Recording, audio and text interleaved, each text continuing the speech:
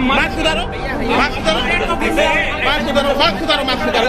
वो हम कह रहे हैं वोट क्यों नहीं डालने दे रहे बताओ? वोट क्यों नहीं डालने दे रहे? वोट क्यों नहीं डालने दे रहे बताओ?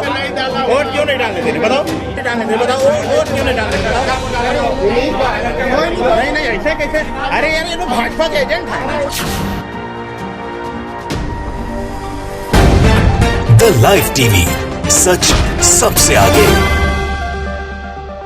नमस्कार, मैं अनमोल प्रीतम और आप देख रहे हैं द लाइव टीवी। आज छठवें चरण का वोटिंग खत्म हो गया और इस वक्त मैं खड़ा हूं गोरखपुर में। गोरखपुर में मेरे पीछे है योगी आदित्यनाथ का वो मठ, गोरखनाथ मठ, जिसे यहाँ की आम भाषा में गोरखनाथ मंदिर कहा जाता है, लेकिन पूरे देश में गोरख मठ के नाम से जानते हैं। तो गोरख मठ जिसके सामने हम खड़े हैं, ये वही मठ है जहाँ से योगी आदित्यनाथ का नाम अजय सिंह बिष्ट से योगी आदित्यनाथ पड़ा। ये वही मठ है जहाँ से योगी आदित्यनाथ का रिलीजियस कैरियर शुरू हुआ। ये वही मठ है जहाँ से योगी आदित्यनाथ का पॉलिटिकल कैरियर शुरू हुआ। 1998 में पहली बार योगी आदित्यनाथ इसी मठ के जरिए, इसी मठ के प्रभाव से सांसद चुने गए। उसके बाद से लगातार 5 बार सांसद रहे और 2017 में बीजेपी की तरफ से उत्तर प्रदेश की सीएम की कुर्सी पर विराजमान हुए। गोरखपुर की राजनीति में इस मठ का जितना वर्चस्व है उसके बारे में आपने पढ़ा होगा, सुना होगा, जानते होंगे। किस तरह से राइवलरी थी हरिशंकर तिवारी और मठ के बीच, हाथा और मठ के बीच लगातार बहुत तरह की बातें चलती थी, एक तकरार चलता था, एक वर्चस्व की लड़ाई थी।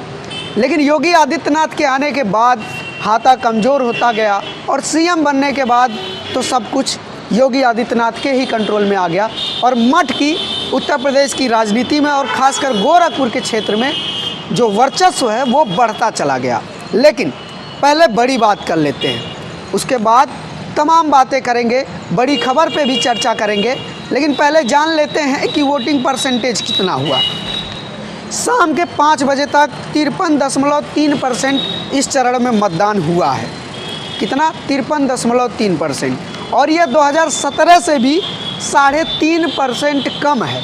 मतदान कम होने का रीज़न क्या है, कारण क्या है, वो भी मैं आपको बताऊंगा। ये मत सोचिएगा कि मतदाता वोट डालने नहीं आए इसलिए मतदान कम हो गया, वो कारण नहीं है। कारण दूसरा है, वो मैं आपको बताऊंगा। और साथ ही साथ आपको ये भी बताऊंगा कि दिन भर की तमाम बड़ी खबरें क्या रहीं, क्या चर्चा के केंद्र में रहा। लेकिन सबसे पहले आप ये वीडियो देखिए। वीडियो बनाओ, वीडियो बनाओ। मास्क उतारो, मास्क उतारो, मास्क उतारो, मास्क उतारो, मास्क उतारो, मास्क उतारो, मास्क उतारो। मास्क जबरदस्ती कर रहे हैं आप। मास्क उतारो, उनका मास्क उतारो, मास्क उतारो, मास्क उतारो। वो हम कह रहे हैं वोट क्यों नहीं डालने दे रहे बताओ? वोट क्यों नहीं डालने दे रहे? वोट क्यों नहीं डालने दे रहे बताओ? वोट क्यों नहीं डालने दे रहे बताओ? उसको तो वोट क्यों नहीं डालने दे रहे बताओ? सही है, वोट क्यों नहीं डालने दे रहे बताओ? वोट क्यों नहीं? हाँ बुलाओ, बुलाओ अधिकारी को बुलाओ, बुलाओ, बुलाओ, बुलाओ। वोट क्यों नहीं डालने दे रहे बताओ? लग गया है उनका, घर के गए थे, इनके उंगली में भी लग गया है। बस हम कुछ बिल्कुल हम लग गया, लग गया। यहाँ लगा के गए, यहाँ लगा के लग गया, अभी लगा है। वोट डाल, बताओ, बताओ। पर्सनल आईडी है, पर्सनल आईडी है। रंग लगा दिया, रंग लग गया, किसी ने लगा दिया। नहीं नहीं नहीं, वोट क्यों नहीं डालने दे रहे? वोट क्यों नहीं डालने दे रहे बताओ? वोट क्यों नहीं डालने दे रहे बताओ? नहीं नहीं ऐसे कैसे? अरे यार ये तो भाजपा के एजेंट है, भाजपा के एजेंट है, भाजपा के एजेंट। आप जेन्युइन वोट को रोक रहे हैं ना, आप सही वोट को रोक रहे हैं। जाए पीछे रहो, पीछे पीछे रहो। इस वीडियो में आपने देखा होगा कि मतदाता पुलिस अधिकारी से बहस कर रहे हैं। बीजेपी के बूथ एजेंट हैं, वो भी इस बहस में शामिल हैं और मतदाता कह रहा है कि मुझे वोट डालने से क्यों रोका गया। ये मतदाता कौन है, वीडियो कहाँ की है? ये वीडियो है बलरामपुर की, बलरामपुर के देवर की। मतदाता मुस्लिम है। मुस्लिम जब वोट डालने गए तो बूथ एजेंट और पुलिस अधिकारी मिलकर उसको मतदान नहीं करने दिए गए और ज़बरदस्ती उसके हाथ पर इंक लगा दिया गया, मतदान से रोका गया। वीडियो में बार बार वो व्यक्ति आरोप लगा रहा है कि मुझे मतदान से रोका जा रहा है। ये खबर पूरे मीडिया में कहीं नहीं चली क्यों? क्योंकि इससे चुनाव आयोग की छवि खराब होती। ये खबर दब गई या दबा दी गई वो अलग बात है, लेकिन ये खबर कितनी बड़ी है आप सोचिए कि देश में चुनाव आयोग सारी प्रक्रियाएं जो लगाता है, सारे इंतजाम जो करता है, चाहे वो फोर्स लगानी पड़े, चाहे बहुत बड़े मैन पावर का इंतजाम करना पड़े, वो सब कुछ सिर्फ इसीलिए होता है कि मतदाता सुकून से शांति के माहौल में बिना किसी भय के आराम से वोट डाल सके। लेकिन सोचिए, इलेक्शन कमीशन द्वारा नियुक्त किए गए अधिकारी, पुलिस ऑफिसर जब मतदाता को ही रोकने लगे तो स्थिति कितनी भयावह होगी। और जिनके कंधों पर निर्भीक होकर मतदान कराने की जिम्मेदारी है, वो लोग वोटर में भय पैदा करने लगे तो क्या स्थिति होगी और चुनाव कितना निष्पक्ष होगा। ये वीडियो हमें क्या बताता है? क्या ये सवाल नहीं है चुनाव आयोग पर? क्या ये यह नहीं दर्शाता कि किस तरह की धांधलेबाजी हो रही है? ऐसा नहीं है कि ये पहली खबर है इस तरह की खबर हमें गोरखपुर के कैंपियरगंज विधानसभा में भी देखनी पड़ी, जहां पर सपा से 2 बार चुनाव लड़ चुकी और गोरखपुर की जिलाध्यक्ष रह चुकी चिंता यादव का भी वोटर लिस्ट से नाम कट गया।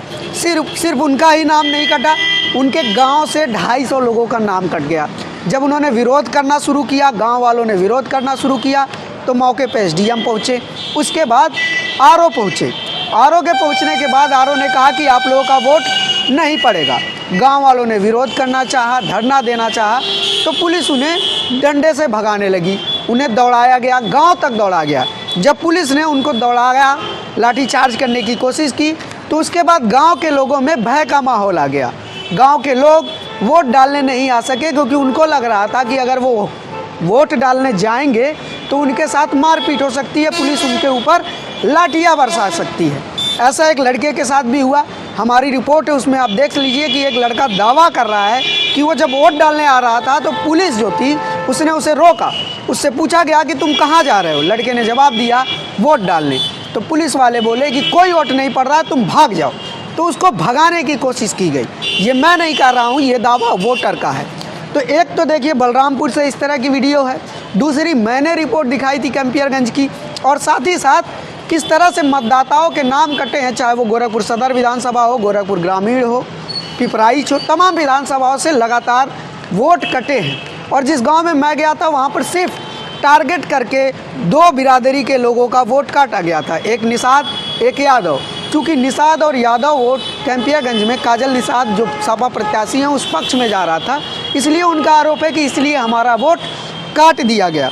और शायद जो मैं कह रहा था कि वोटिंग परसेंटेज कम होने की बड़ी वजह क्या है, वो यही है कि बड़े पैमाने पर वोटरों के नाम वोटर लिस्ट से गायब हैं, इसीलिए 3% वोटिंग कम हुई। ऐसा नहीं है कि वोटर सुस्त हो गया, वोटर वोट डालने नहीं गया। हमने कई बूथों का निरीक्षण किया, शुरू से ही पहले चरण से ही हम लगातार आपको दिखाते आ रहे हैं कि किस तरह से वोटरों के नाम कट रहे हैं, जिसकी वजह से वोटिंग परसेंटेज कम हो रही है। वही हाल यहाँ भी रहा, लेकिन यहाँ पर वोटिंग परसेंटेज कुछ ज़्यादा ही कम हो गया।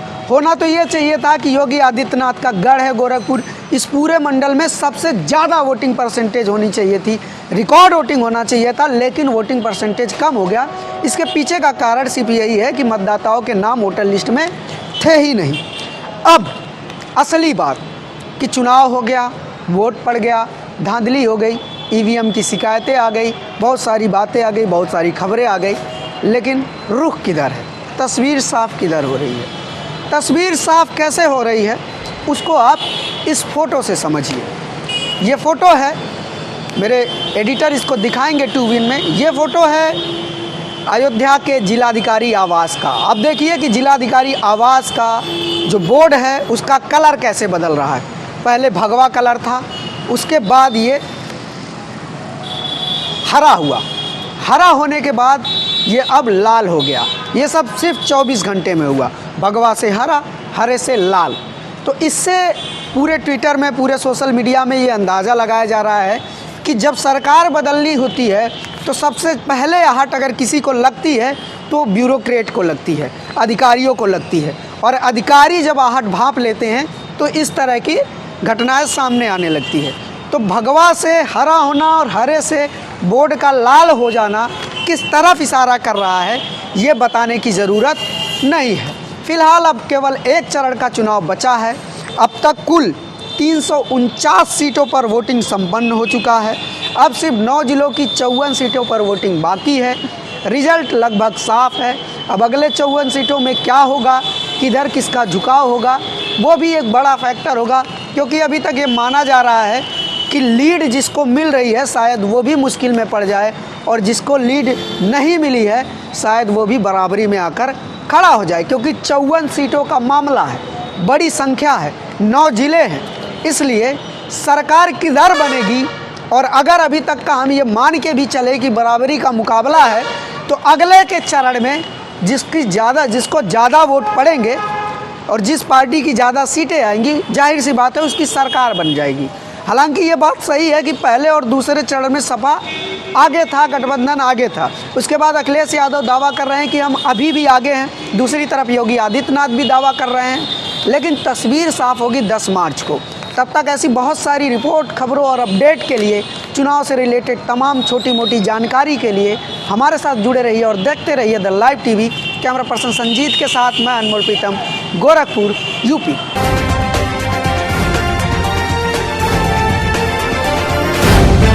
द लाइव टीवी, सच सबसे आगे।